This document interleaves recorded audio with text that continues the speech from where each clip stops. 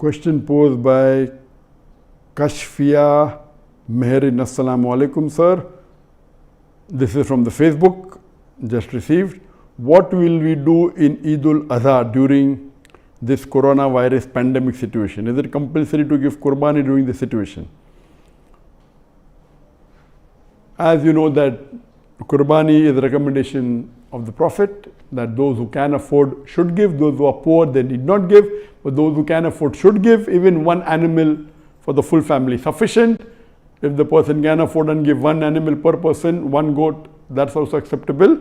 But those who have the means to give should give. Why should coronavirus stop a person from doing Qurbani? I don't know.